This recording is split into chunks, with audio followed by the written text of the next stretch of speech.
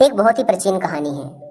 पुराने काशी में एक व्यक्ति था जिसमें आत्मज्ञान, आत्म साक्षात्कार प्राप्त करने की बड़ी लालसा थी।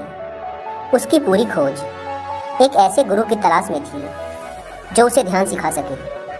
वह बहुत भटका एक अच्छे गुरु की तलाश में।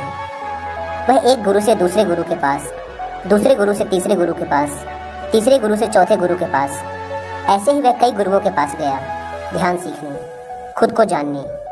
लेकिन कुछ भी नहीं हो रहा था। उसके अंदर शांति नहीं थी। ऐसे करते करते सालों बीत गए। अब वह थक चुका था, हताश हो चुका था, क्योंकि उसकी तलाश ही पूरी ना हो रही थी। फिर किसी ने उसे कहा कि अगर तुम सच में गुरु को खोजना चाहते हो तो तुम्हें हिमालय जाना होगा। कहते हैं हिमालय की दुर्गम पहाड़ियों में एक योगी रहता है। कोई नहीं जानता कि वह कहाँ रहता है, क्योंकि वह आज तक किसी को मिला ही नहीं। जब भी किसी को उसके बारे में पता चलता है तो वह योगी उस स्थान से चला जाता है और हिमालय पर्वतमाला की और भी गहराइयों में जाकर रहने लगता है। पर एक बात निश्चित है कि वह हिमालय की दुर्गम घाटियों में ही कहीं रहता है। बस किसी को पता नहीं कि वो कहाँ रहता है। तुम्हें हिमालय की दुर्गम घाटियों में जाकर ही उसकी तलाश करनी होगी।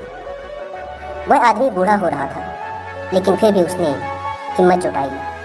उसने हिमालय की यात्रा के खर्च के लिए 2 साल तक मेहनत करके धन इकट्ठा किया। फिर उसने यात्रा शुरू की। उसने प्रारंभिक कुछ यात्रा ऊँटों पर सवार होकर की, फिर घोड़ों पर, और अब वह हिमालय की तलहटी पर पहुंच चुका था, जहां से अब ऊपर पहाड़ों में उसे पैदल ही चढ़कर जाना था। वहां उसने हिमालय की निचली घाटियों में रहने वाले बहुत से स्थानीय लोगों से उस रहस्यमय योगी के बारे में पूछताछ की। वहाँ के स्थानीय लोगों ने बताया कि हाँ, हमने उस बूढ़े योगी के बारे में सुना है। वह बहुत प्राचीन है। कोई नहीं बता सकता कि वह कितना पुराना है, शायद 300 साल का या 500 साल का भी, किसी को भी नहीं मालूम।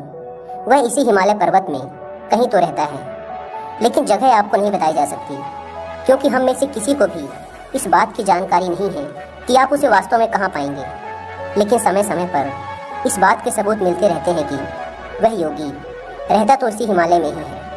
अगर तुम बहुत खोजते हो तो तुम उसे ढूंढ ही लोगे। वह इंसान हिमालय की ऊंची और दुर्गम चोटियों में गया। उसने हिमालय की एक चोटी में ढूंढा, फिर दूसरी चोटी में, फिर तीसरी। ऐसे ही वह उस योगी को ढूंढता रहा। 2 साल बीत गए उसे हिमालय में घूमते हुए, लेकिन वह अब भी उस योगी की खोज में लगा हुआ था। वह ढूंढे ही जा रहा था। बस उसने खोजा और खोजा और खोजा। वह बहुत ही ज़्यादा थक चुका था। कई बार तो उसकी मरने जैसी हालत हो जाती थी। वह जंगली फल, पत्तों और घास के भरोसे जिंदा था। वह बहुत ही ज़्यादा पतला हो चुका था। उसकी हड्डियां दिखने लगी थी, लेकिन फिर भी वह खोज में लगा हुआ था। उसका इरादा पक्का था कि उसे उस रहस्यमय योगी को खोजना ही है, भले ही इस खोज में उसकी जान ही क्यों न चली जाए। यह उसे मंजूर था। लेकिन क्या आप सोच सकते हैं कि एक दिन उसके साथ क्या हुआ? एक दिन उसने एक छोटी सी झोपड़ी, एक घास की कुटिया देखी। वह इतना थक गया था कि वह चल भी नहीं पा रहा था। वह लगभग घिसटते हुए उस कुटिया तक पहुंचा।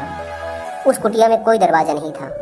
उसने अंदर देखा, अंदर कोई नहीं था, और उस कुटिया को देखकर ऐसा लग रहा था जैसे सालों से उस कुटिया के भीतर कोई नहीं था। उस इंसान को लगा कि वह योगी अब इस दुनिया में नहीं रहा। आप सोच ही सकते हैं कि उस इंसान को अपनी कितनी बड़ी हार महसूस हुई होगी।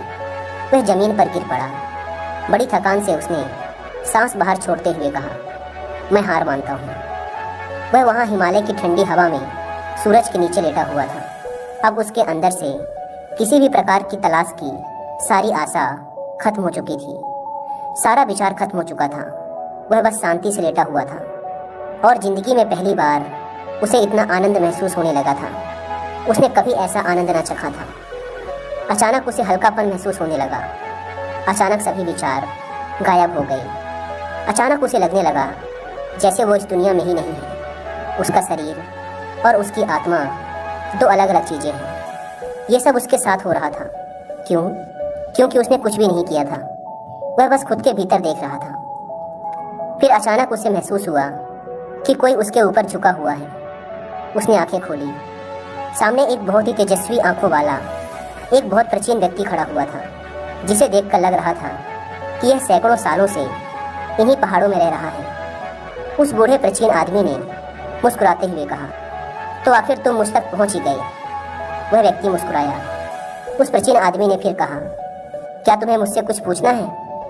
उस आदमी ने कहा, नहीं। यह सुन वह बूढ़ा आदमी बड़े जोरों से हंसा। यह एक अद्भुत, एक जादुई हंसी थी। उसकी हंसी पूरी घाटी में गूंजने लगी।